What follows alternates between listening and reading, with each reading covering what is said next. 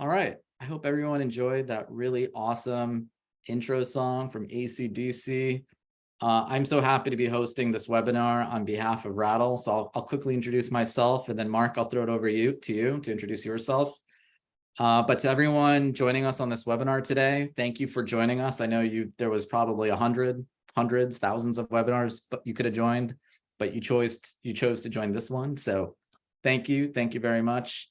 By way of introduction, my name is Tom Cheriyan. I am the Director of Revenue Enablement here at Rattle. And on that note, Mark, I'll throw it over to you. Introduce yourself. Why don't you tell us where you're from, how long you've been with Abnormal, and any other history and background you'd really like to share about yourself, because really it's more about you than us, believe it or not. Oh, thanks, Tom. Appreciate it. My name's Mark Gremban. I live in San Jose, California. I am the Director of Sales Operations at Abnormal Security. I've been at Abnormal for a little over 2 years, but I've been in sales operations for over 10 years. I started my career actually selling insurance, where I quickly found a passion for the process and analytics side of managing my book of business. And in my career, I've done everything from, sales support, deals desk management, systems administration, and strategy and analytics. Really happy to be here. Thanks, Tom. Yeah. And look, I also just want to shout you out, because there's not a lot of leaders, especially on the support side, like in ops or enablement, that actually have gone through the pain and suffering and joy of sales. So the fact that you did it firsthand, and probably in one of the toughest industries to do it, because literally everybody has insurance. And Yes. So you're trying to displace that other vendor to sell that prospect your insurance with your unique value proposition. It speaks volumes. And I'm sure that also shows to your reps, the ones that you're truly supporting, the empathy. Absolutely. Absolutely. Yeah. And that's really important to empathize with everything that they're going through. Awesome. Well, Mark, thank you so much for joining us today. And I think the best way to maybe set the stage is first, let's just talk about the agenda. And then right after, or while we're talking about the agenda, if everyone could just get their phone ready, because we're going to do a quick live poll through Slido. But what I thought would be helpful today is let's just talk about the current state of enablement. Not my opinion, not my perspective, but Mark, what's the current state of enablement within your company, within Abnormal, or maybe what you're seeing within the industry, the good, the bad, and the ugly. And from there, we'll talk about hey, there must be a better way. So what is that better way? And that better way via Rattle.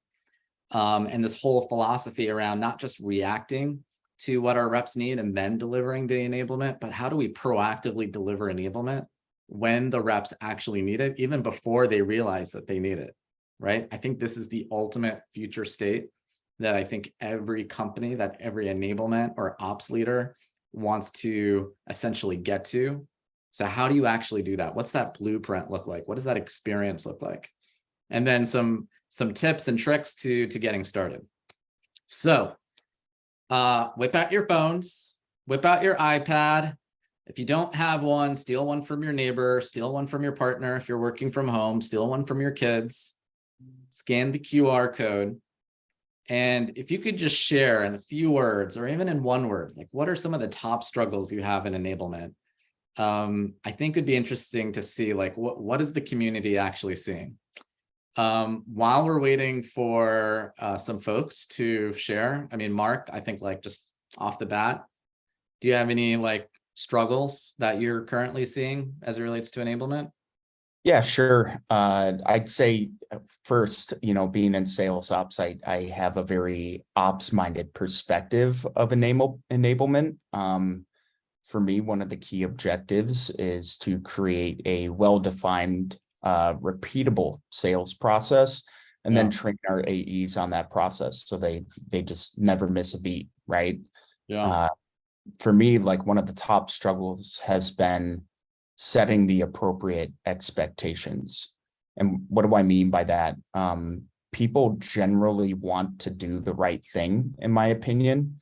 When I talk to our sellers, they really want to know that they want to do the right thing, but they just don't know what to do. And so for me, it's how do we surface enablement content so our people, our sales reps have what they need when they need it, and they know how to, or we know how to prioritize, how to train them. Yeah. Is there anything here that we're seeing in this beautiful word cloud? And I just love it. It's kind of like changing shape as we have been talking, but is there anything here that's screaming at you that you can relate with? There's definitely a few here that's screaming at me, but I'll let you take the first stab at it.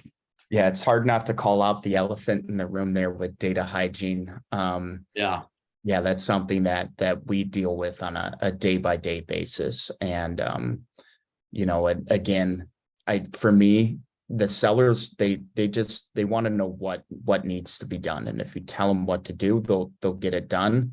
And so just finding the right ways to surface that to them when it's relevant and when they're working on that, I think you're going to have more success in that area.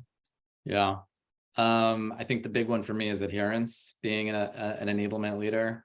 I think despite all the content and all the training in the world, right? Sometimes, or maybe even a lot of times, right? Like reps are not necessarily following the process, right? So for example, like the thing that always screams at me, and I know this was like a pain, especially in the last few companies I worked at, where customer success, general best practice, like start the renewal process 90 days in advance.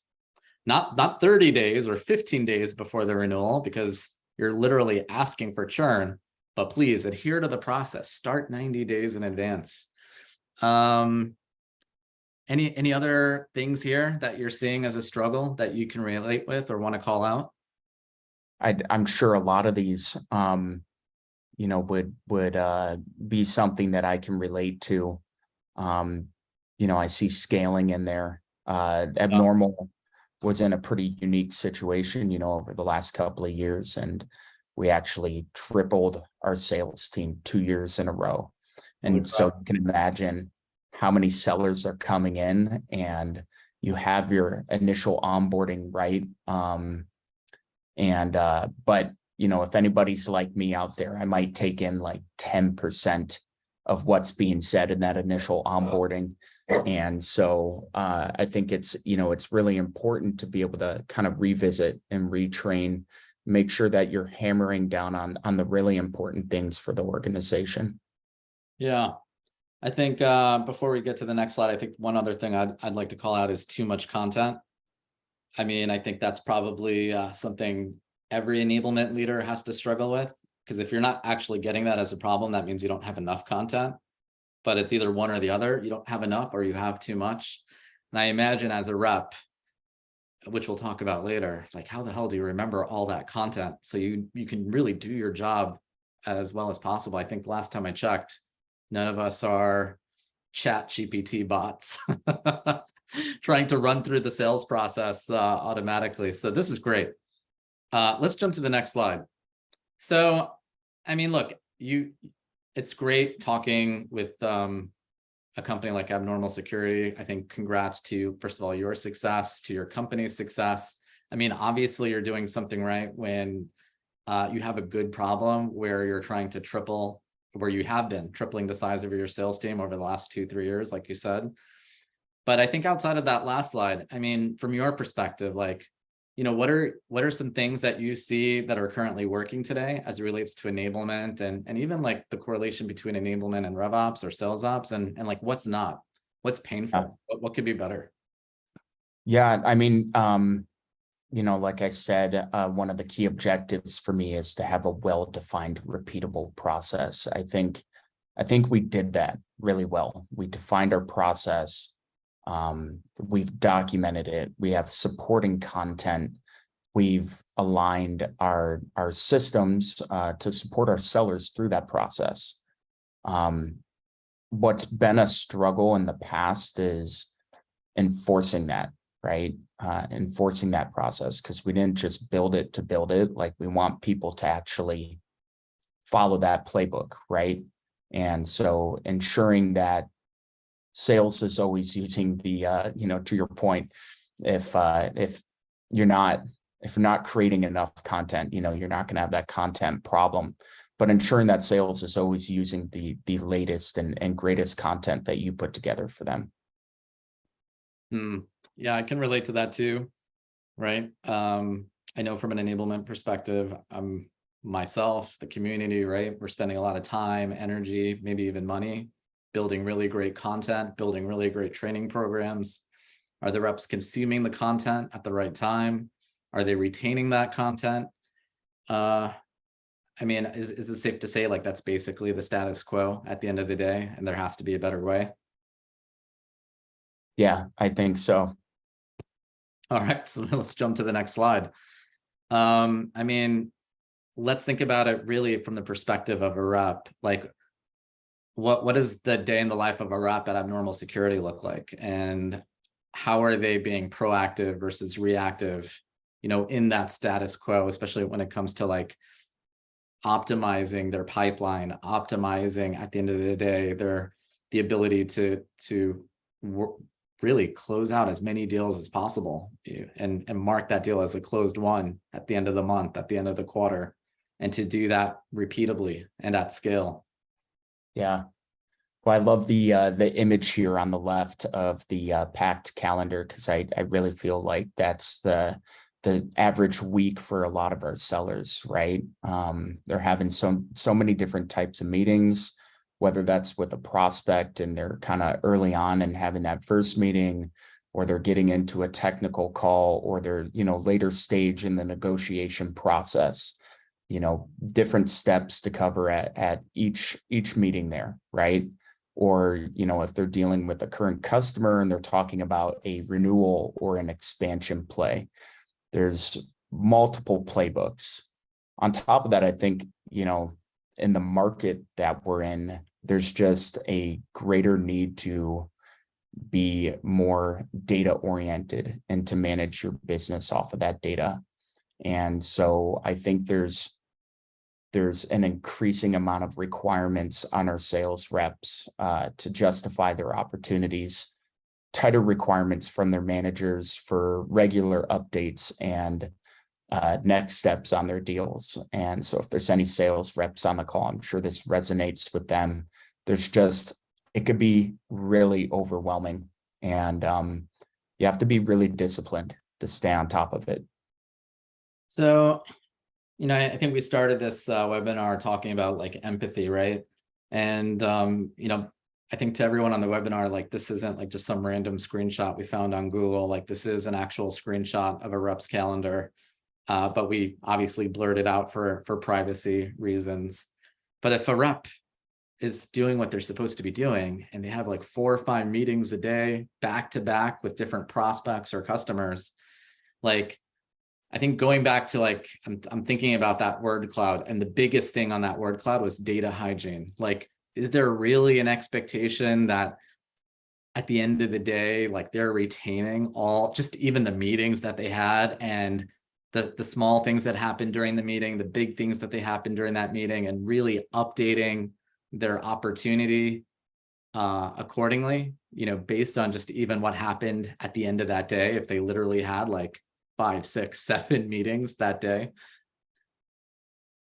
Yeah, and I'd add on top of that, Tom, I mean, like if they are going through those steps after each meeting, they're definitely not prepared for their next meeting.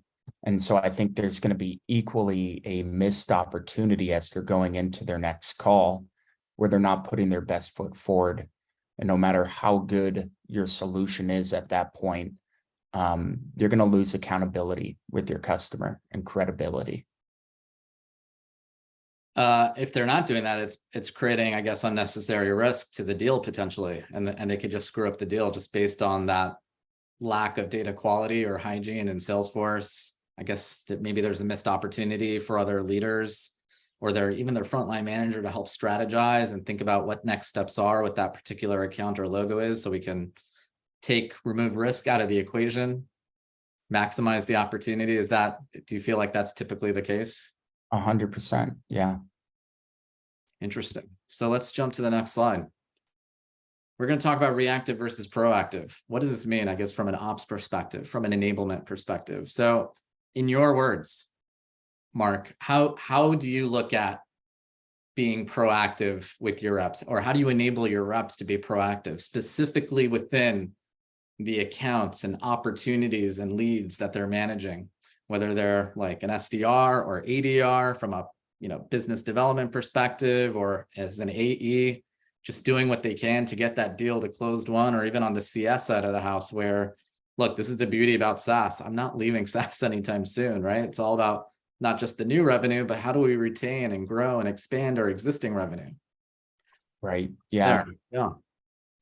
Yeah. I'd say, I like to say, giving them what they need when they need it. Right. And whether that is meeting preparation or follow-up email templates for your post-meeting call, or tools to prepare for a competitive proof of value, or generating a mutual action plan with your customer, delivering those things when it's relevant to them.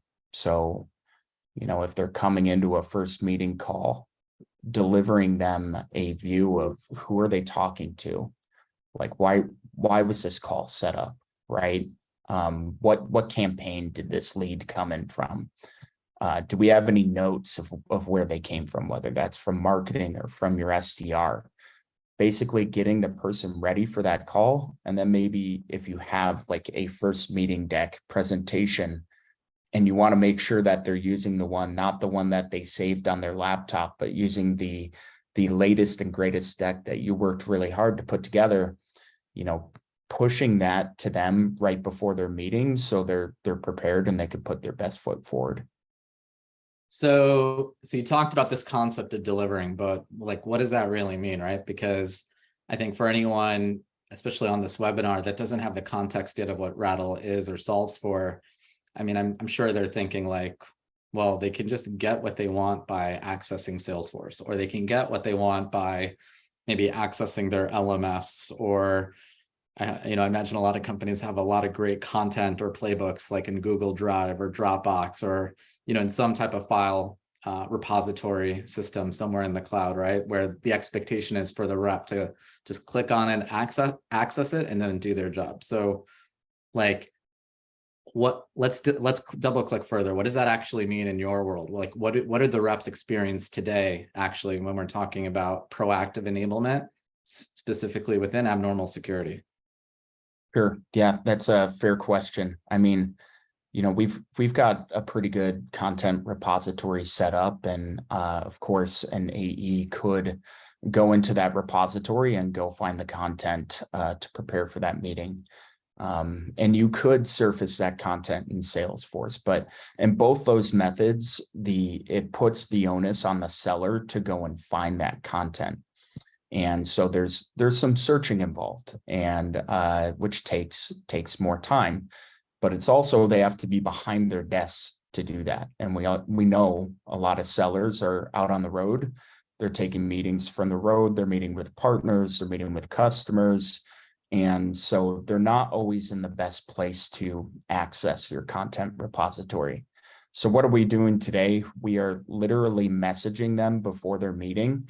And you could do it in different increments. You could do it at the beginning of the day. You could do it an hour before.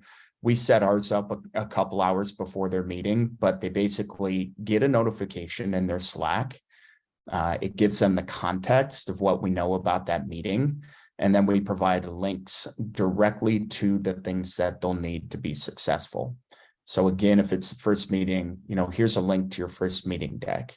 If we're going into a POV planning session, okay, here's kind of a document to walk you through how to set success criteria, build a mutual action plan with your customer.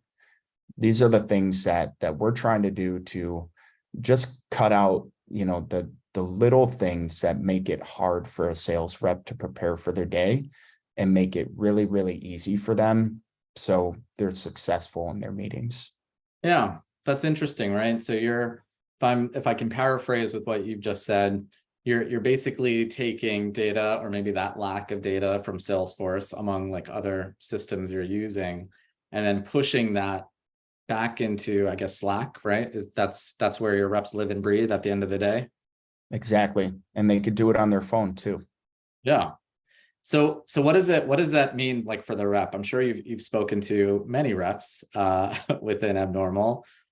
What are they telling you when they're getting pinged on Slack from, I know, the Rattle bot, right? And it's, hey, you have this upcoming meeting. Here are the notes, or here's the context to help you prepare. Or, hey, it's been, an hour or a day after your meeting, and the next steps or the notes field isn't up to date yet. So log in and update away. Like, how is this impacting them? And then I'll follow that up with, how is it impacting you and your sales leaders? Our feedback has been through the roof, really positive. And I'd say for like our more tenured, experienced sellers, a majority of them are like, hey, I know the steps, right? I know what I need to do, but still, it's good to get that reminder. And so sometimes it's just the little things like the hygiene of, hey, we're going to Slack you after a meeting. We're going to ask you to update your next steps in your meeting notes. Oh, thank you. That made it really easy for me to go and do that versus having to go into Salesforce, find my opportunity, go find the fields on this exhaustive page layout and update everything that I would have updated. So we make it basically at the click of a button, and it just makes it really easy for them. Plus, it reminds them if they were to forget. For our newer sellers, we do those onboarding sessions. We might spend a couple hours with the AEs, in those first few days, just kind of walking them through operational training. But, again, if you're anything like me, you might take in like 10% of what's being said in those trainings. Yeah. And so this is just reinforcing that, right? We are reminding them of, here are the expectations, here are the requirements that we've set for you. And they love it. It's their daily digest, right? Of, I just go and follow up on these things, and I know that I am taking the right steps to kind of pave my path for success. So, for you as like a rev ops and an enablement leader, for your CRO, or for the person that's like owning like your head of sales, your head of revenue, your CRO, your CSO, like, how is it impacting them at the end of the day by essentially creating this like proactive enablement capability within your sales process? Yeah, I think again, it builds accountability with our leaders, right? They know that we're giving our sales team the tool and to be successful, and we're kind of paving that path for them.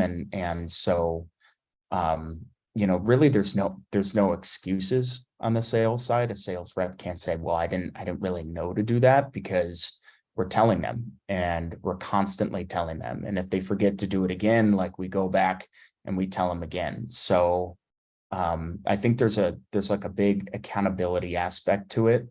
Yeah. And then, it's driving better hygiene, it's driving better data, and they're seeing the outcome of that and the reports and dashboards, the analytics and KPIs that we've put together for them. You feel like they're potentially a little bit happier at the end of the day, a little bit stressed out. Maybe the CEO or the board is they feel like there's more trust and validation with the numbers that's being reported back to them.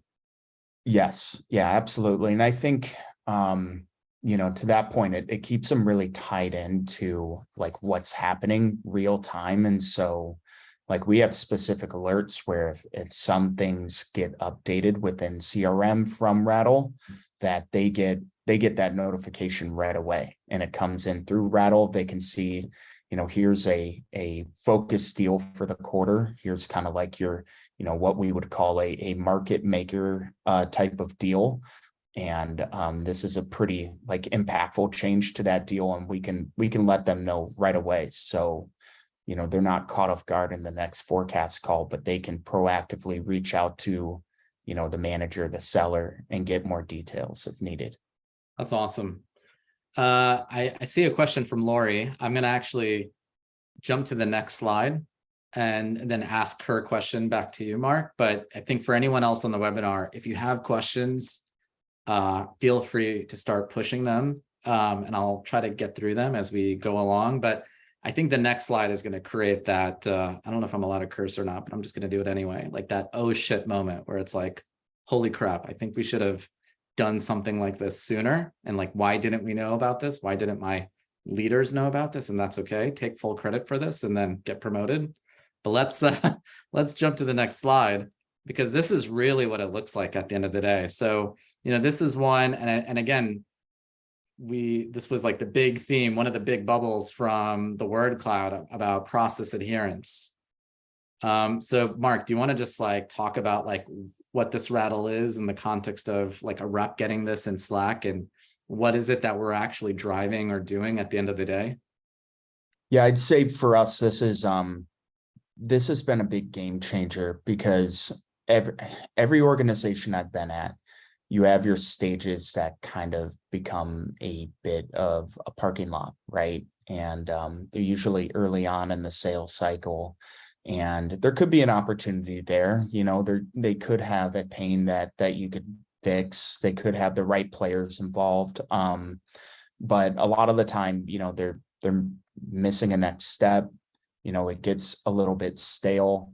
And it needs something to kind of help progress to the next stage, right? It needs something to bring that customer back in, to help re-engage and to set that next meeting.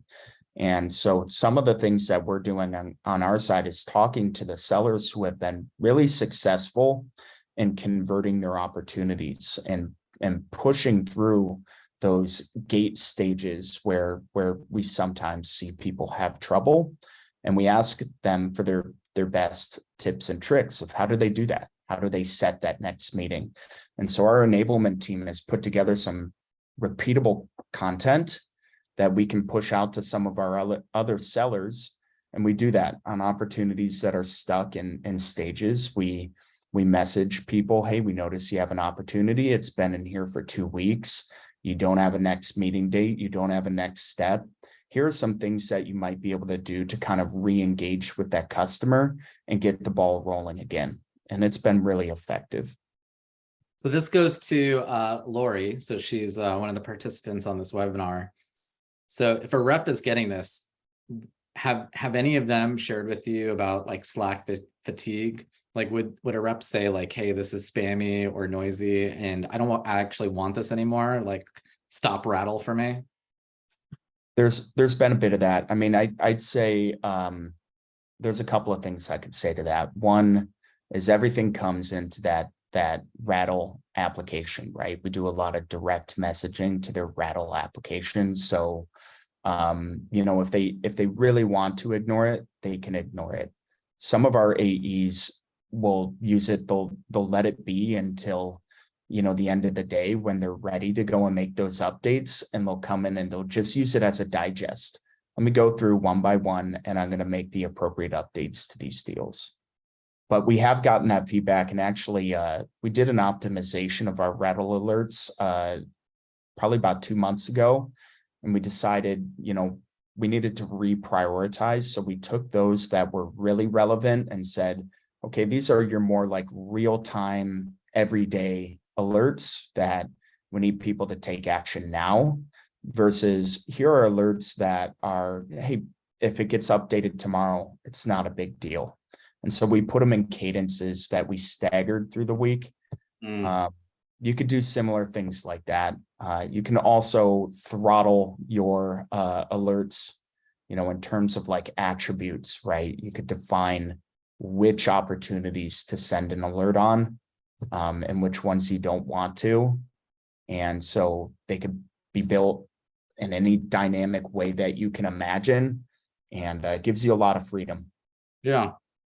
I mean, look, this excites me, right? And I think for the enablement leaders on this call, or if you're watching this on demand, what I really like, especially about this one, it's like think about the empowerment that a rep is getting, because unless they're logging into Salesforce, and I know it's hard in Salesforce to create like a report or a dashboard of like which opportunities have been stuck in whatever stages for whatever period of time, and you have to decipher and filter through all that data. But like in this example here, like it's very clear to me if I'm a sales rep, like, hey, I have an opportunity with this logo. I've been stuck in the stage for more than 30 days. I should probably do something about it. Do I need more enablement training? And then I can create a custom button and link to that enablement content.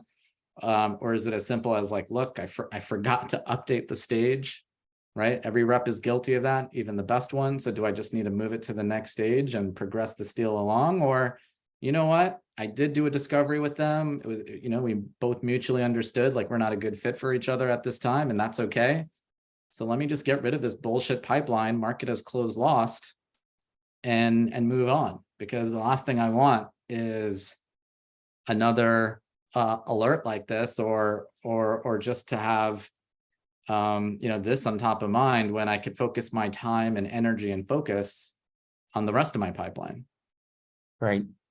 Yeah, qualify out just as much as you're qualifying these opportunities in. Do you feel like a rattle like this also impacts the relationship like with your frontline managers and their reps? Like how would a frontline manager, you know, maybe leverage this, maybe, you know, in terms of coaching and next steps? Yeah, I think, you know, it's a really good question. We haven't used, I would say this is more on like the hygiene side for us, and we don't normally escalate to our managers. We did have some escalation rattles that we will send like at the end of the week if things have gone way past when they should have been mitigated. I would say that you know, to kind of go back to the original question of Slack alert or Slack fatigue, you know, we give our AEs other ways to look at, you know, some of these more hygiene related issues and to mitigate those issues outside of Rattle. And so, you know, I think that if they are getting hit with a lot of Rattle alerts, it's because they're not doing the things that we've defined for them, the requirements that they've defined for them.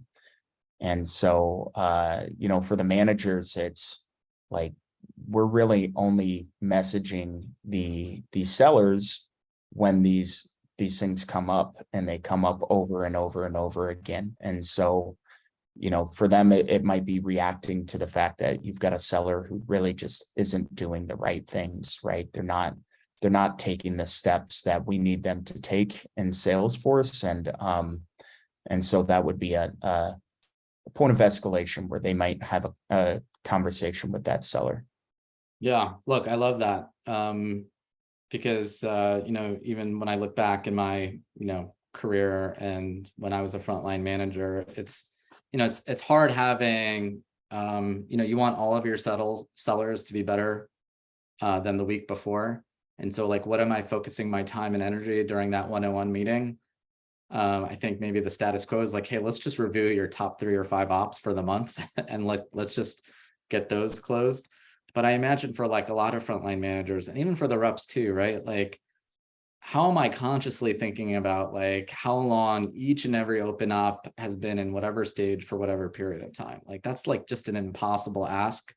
Of course, I think there's like a best practice and maybe some like high level training, like, hey, across all the closed won deals, you know, we see reps typically spending at least 15 days in discovery. Great. But like, that's not something you're like conscious of each and every day when you're a seller. So when I see this rattle, what it says to me is like, crap, I need to do something. But if I don't get this rattle, if I don't get this notification, then I'm not empowered to make any choice. And then I think for everybody on the call, imagine that they're having a deal that's been stuck in a stage or been in a stage for 15 days, 30 days, 45 days, 60 days. Is this even really a deal at that point? What could we have done differently, right? That proactive philosophy of intervening and de-risking the deal in real time. So I love that. Let's jump to the next slide and get your thoughts there. De-risking the first call. So do you want to take the lead on this, Mark? Sure. Yeah. I love this one because our marketing operations team actually set up a really cool web form that populates on all of our new business opportunities, where if that first meeting is generated on behalf of an AE by one of our SDRs, we want to be able to prep them for that call as much as possible. And so our SDRs are taking notes. They've developed a potential buyer, a prospect to contact. There's details of where, how this prospect came to us, what campaign brought them in. And so our marketing ops team built this web form, which we link in a Rattle alert that goes out to these sales reps to give them all the context on everything they could need to prepare for that first meeting.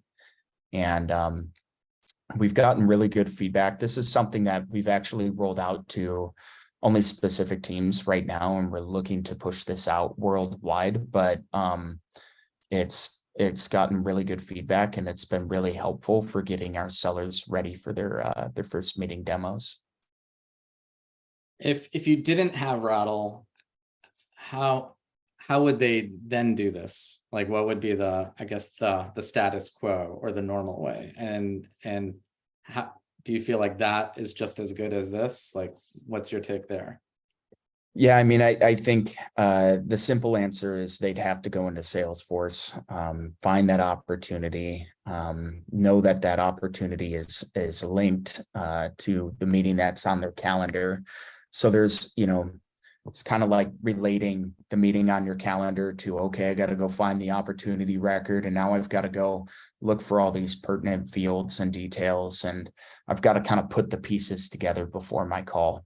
So we're consolidating that, we're making it easier, and then we're delivering it to them when it's relevant for them to prepare for their call.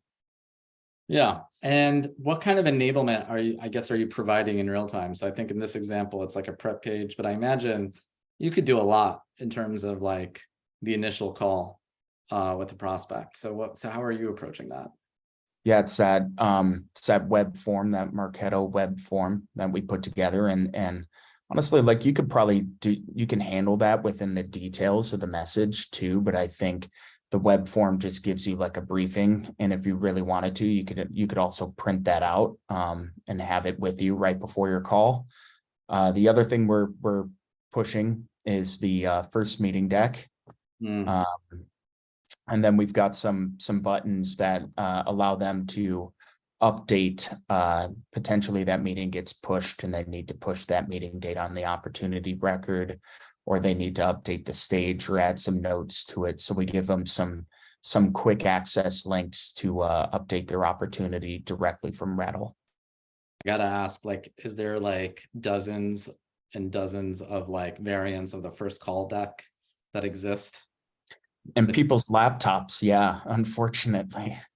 And I think we still see some stuff that, a manager will jump on a call and say, I saw, a first meeting deck that was versioned from like 2 years ago. And so it's a constant battle, but I think with this type of flow, right, you're always pushing that deck to them. And so there's really not the need to save it on your laptop, and this way they always have the latest and greatest. Yeah, I know reps and even frontline managers, right? Like they struggle with, hey, am I actually, whether they struggle with it or not, right? But I think they always have the question, am I using the latest and greatest content? And I know, like from a marketing and an enablement perspective, it's like, hey, we've published the latest and greatest content. How can we now make sure that our reps and our frontline managers are actively using it or proactively using it versus, whatever's been saved or copied into their Google Drive or on their laptop. So I love this because you can always now make sure that whoever's getting the Rattle feels and knows that they will always have access to whatever is that source of truth, and the latest source of truth, not something that scares the crap out of me, but I've seen it firsthand as a view, like something that's like a year old or 2 years old. Yeah. All right, let's jump to the next one. I love this one. Reinforce existing training. So what does this mean to you, Mark? How is this impacting your company?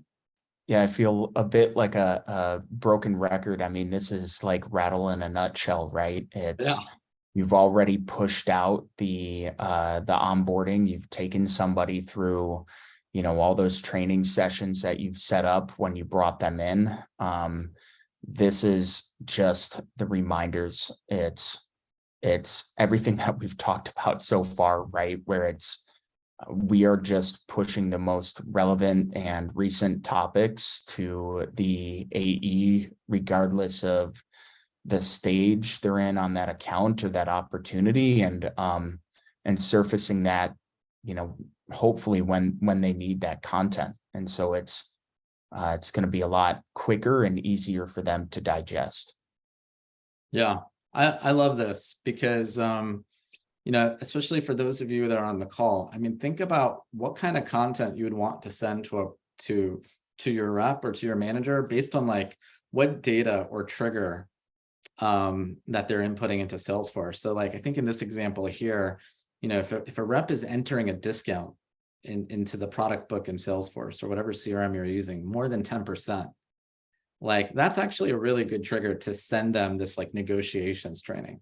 Maybe we need to resend to that rep, like, hey, this is what we captured with Medic or Spiced or whatever the methodology is that you're using. I think a lot of reps and managers need to be reminded that, we're not using a sales methodology because it's fun, right? It helps us quantify the deal, de-risk the deal. But if especially the situation and the pain of the impact, that actually gives you more control over your pricing and your value proposition, especially if you have the prospect has a critical or compelling event coming up. That's what I'm trying to do, at least with my reps here at Rattle, because we want, of course, we want everyone to work smarter, not harder. If you're doing a 50% discount, and I get it, sometimes you need to do what you got to do to win the deal, but now you got to work 50% harder if you're trying to hit a specific target or a quota for yourself or your team or for the company. So yeah, imagine what you would send to a rep that's doing a 10% discount versus maybe a 40% discount.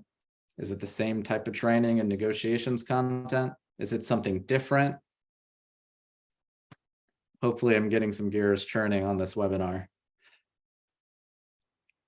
Anything else you want to add, Mark? No, I just say, like when we talk about discounting, we are also driving our approvals via Rattle. And I'll tell you, like, it's been a game changer for our managers to be able to approve directly in Slack when they're on the road. It's been really easy for them and nothing but great feedback. What would be the status quo? Were they using Chatter before? Email approvals, yeah. Yeah. And like our CRO loves the Rattle approvals because you just click a button and go. So And I'm curious, like, does your CRO react differently if he's being asked to approve of a deal that maybe is a higher discount than he normally would just approve without batting an eye? no, I usually at that point he has questions, right? And that's the other benefit, right? You're already in Slack, so you can easily forward that message to the AE or to the RD and get more context. Awesome. So that means everybody's collaborating now, everybody's being transparent with each other, everybody's getting to make faster business decisions. Yep. Speed, then it's about speed to actually generating, I guess, the order form or the quote and sending it off to your prospect. Yeah. Awesome. I can't tell you how many times I get AEs reaching out asking me to approve for one of our leaders, and that just isn't going to happen. So it makes it a lot easier. Yeah. Look, I've worked at companies where the approval process was like via email or via Chatter. Yeah. And especially at the end of the quarter, it felt absolutely painful because what the rep or the frontline manager would end up doing was just slacking the CRO anyway. hey, can you please log into Salesforce and approve this, or log into Chatter, or like look at your email and approve this. So if everybody's living and breathing in Slack or Teams to begin with, like, boom, let's get shit done here, right? Let me see. I think another question's coming up. I will answer that question near the end.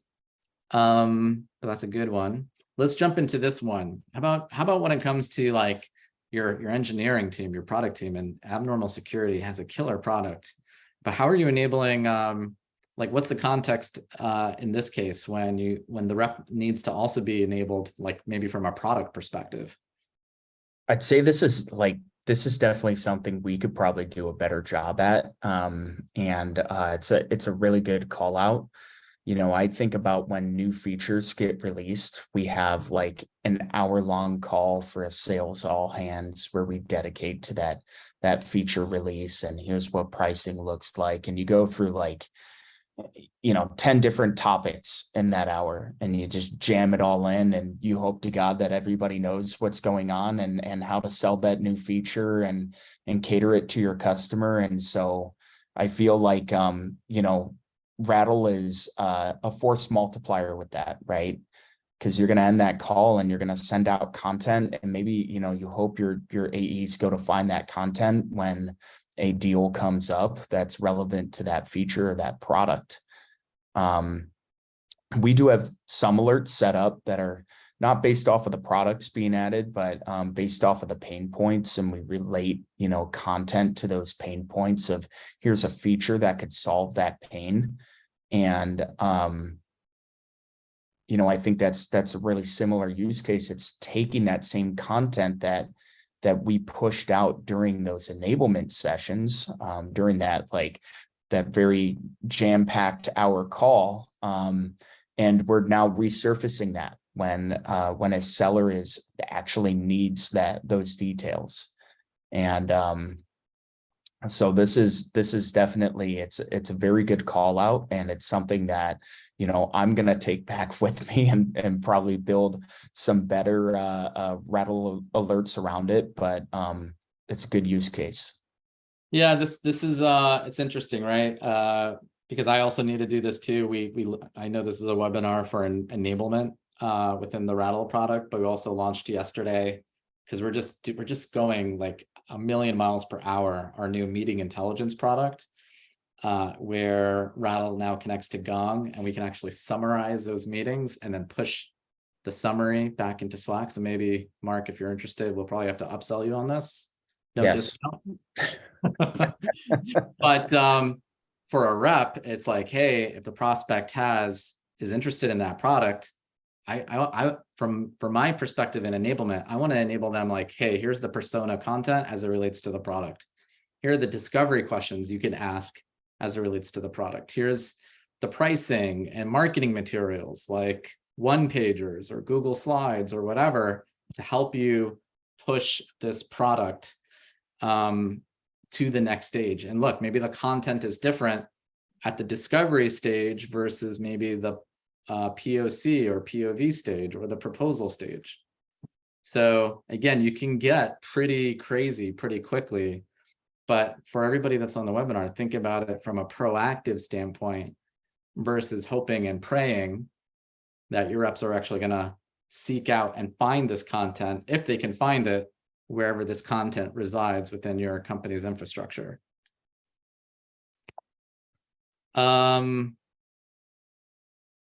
Let's talk about everboarding. All right. So I think enablement people are beaten up to death on onboarding. I think as an industry, I'll just speak on behalf of all enablement people. I think we know what we're doing when it comes to onboarding. But what about like everboarding? How's your company approaching this? Yeah, when I think about everboarding, for me, it's the continuation of like onboarding for existing AEs, right? And even for our more tenured AEs who have been around for a while.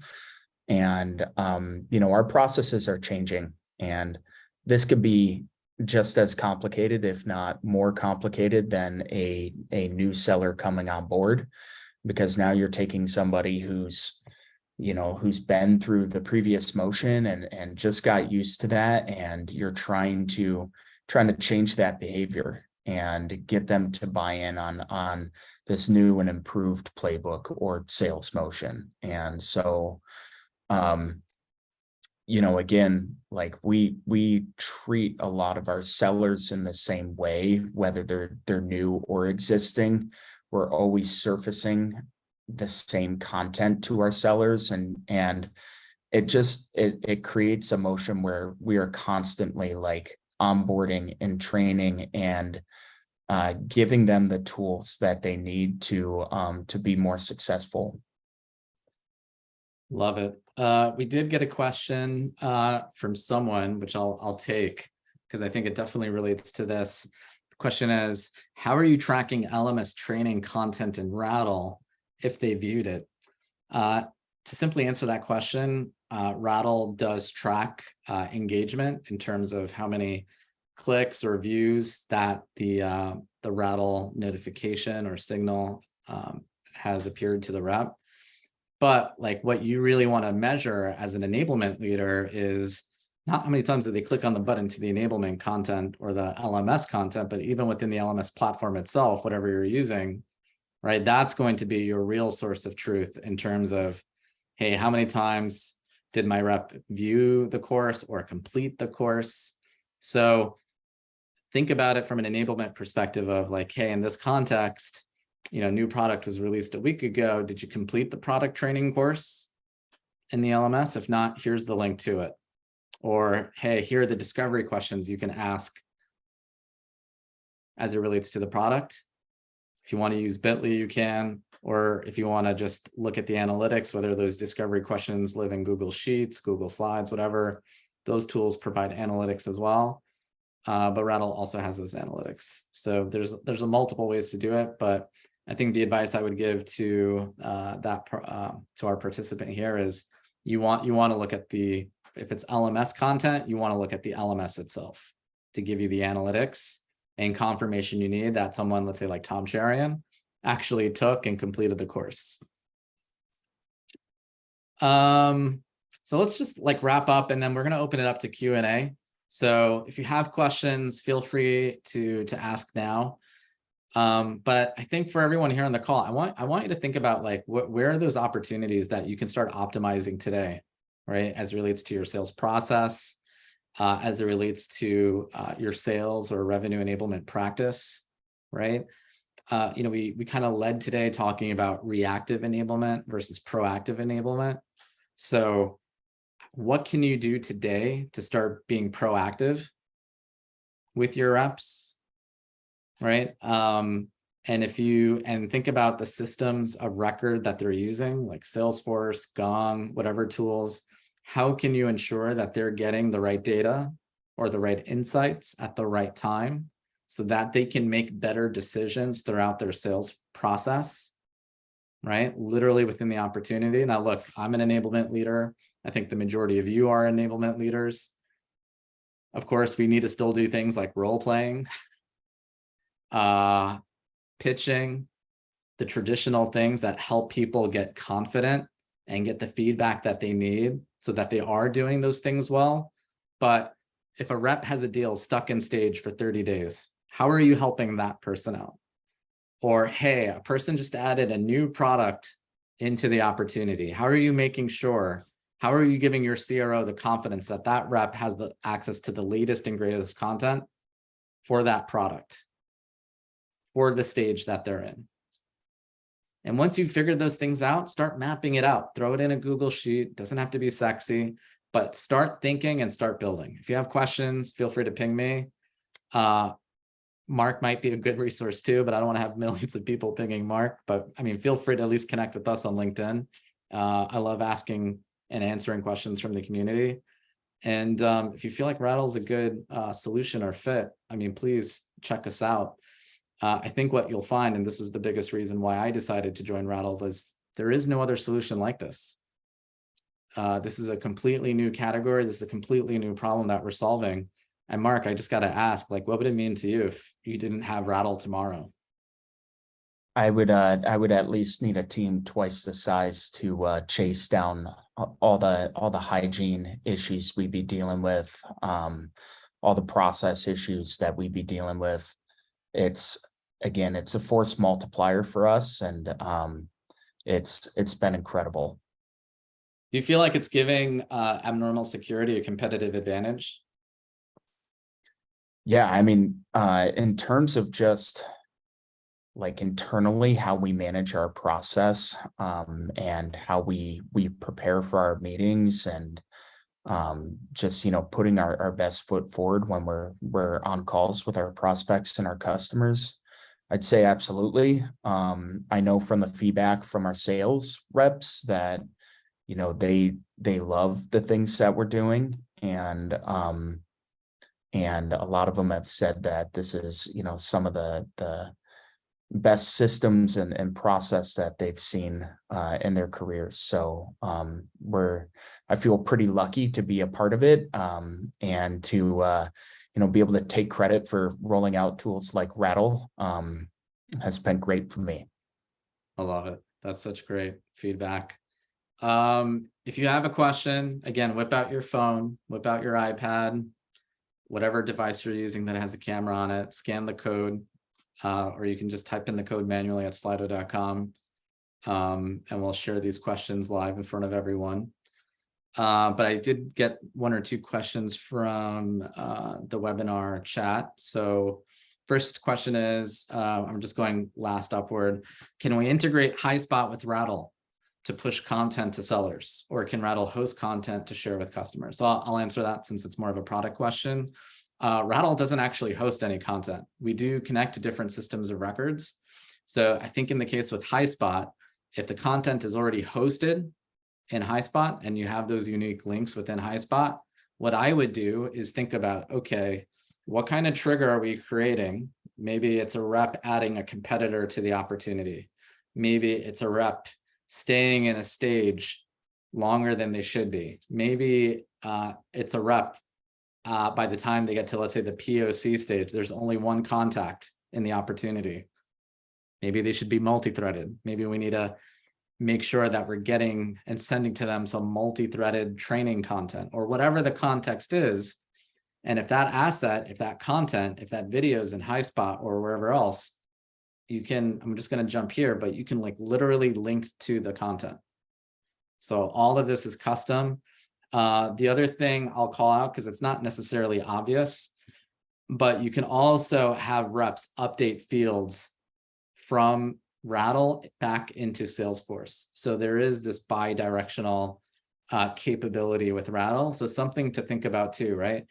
If the rep's stuck in stage for more than 30 days and you want to make it easy for them to make an action, hey, they can update this stage here directly within Slack, mark the deal as closed lost, or move it to the next stage, or update the next steps, because clearly this has not been filled out in this example.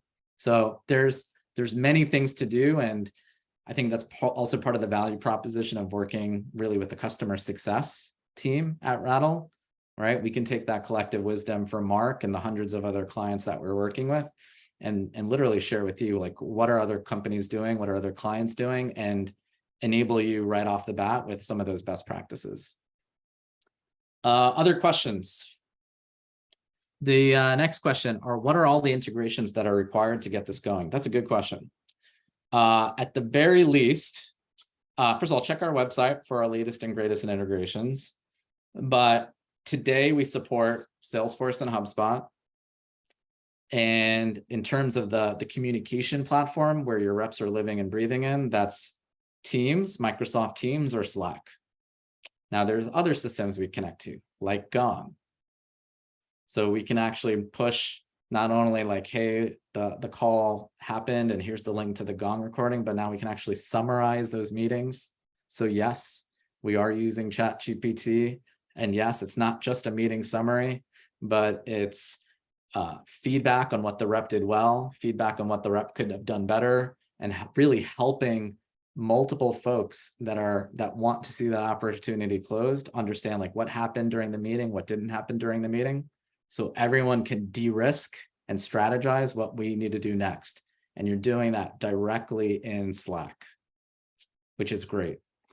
I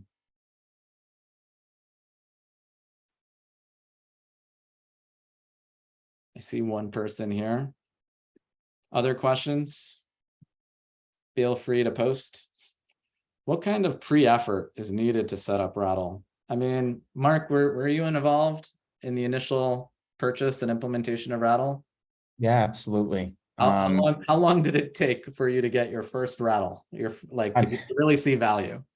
Yeah, so there were some there's some canned alerts that were set up pretty much immediately, and you could think about, just like, what are the hygiene things off the top of your head? That's probably the low hanging fruit. So opportunities with close dates in the past, opportunities missing next steps, opportunities where you're past a specific meeting date or point in the timeline that you feel like you should have progressed to the next stage. Those are incredibly simple to set up. I mean, they take minutes, and it's just deciding on the cadence and how you want to deliver them. Like, do you want them to go direct to the opportunity owner? Do you want them to go to an account team? Do you want it to be posted in a channel?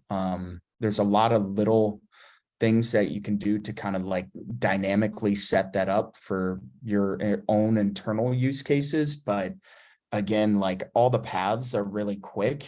I think the hardest thing is just defining what you want to do, and communicating that with your sellers and their managers, and then figuring out, like, you don't want to set up like 2,000 workflows where they're getting pinged every 2 seconds. Like, you do want to be smart about it and make sure you're prioritizing the alerts, but it's very simple and very quick to set up.